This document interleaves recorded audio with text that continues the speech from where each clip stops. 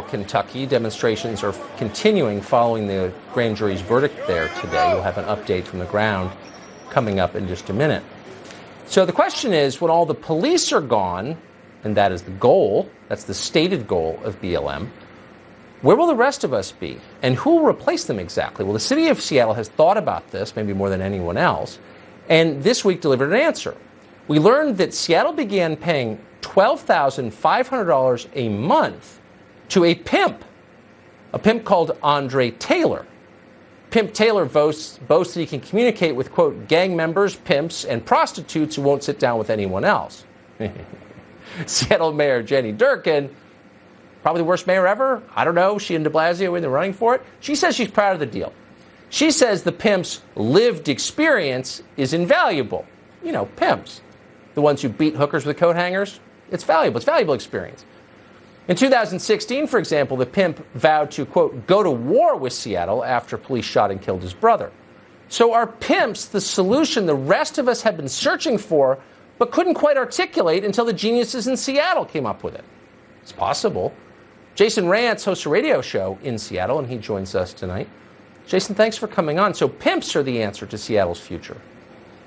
Well, clearly, that's not your go-to solution when dealing with civil unrest and crime. Oh, no, because you're not a crazy person. And yet in Seattle, we decide to give this kind of power to someone. And this is directly from the actual contract. He's supposed to offer expertise and support services in de-escalation and alternatives to policing. This is someone who at the time of CHOP was out there trying to communicate and come up with deals for people to give up on CHOP so they can get up to $1 or $2 million going into sort of nebulously defined community service groups that could help address some of the problems. He said he was going to be the go-between. That failed.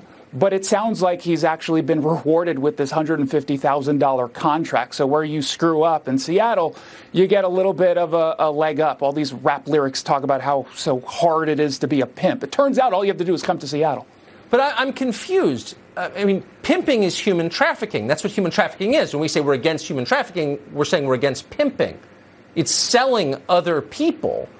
So now the city of Seattle has endorsed human trafficking? I mean, this seems like a big change, or maybe not. So it's not that big of a change. Now, he's an ex-pimp, so I guess you have to go to ex-pimps for this kind of issues, even though we have a prolific offender problem. But there was a controversy just a few months ago in which the SPD had come out and said, we're actually going to start making arrests of prostitutes and then their pimps. And the council went insane because you're not supposed to go after sex workers. It's like a protected class. So in Seattle, like so many other progressive cities, they take a very evolved look in their view at this trade. It is really, really bizarre.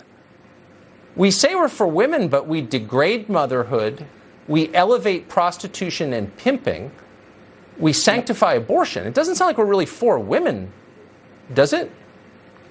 No, it's not for women at all. Again, there's so many people who like to virtue signal. It's the appearance of being for women. It's the appearance of being for people of color.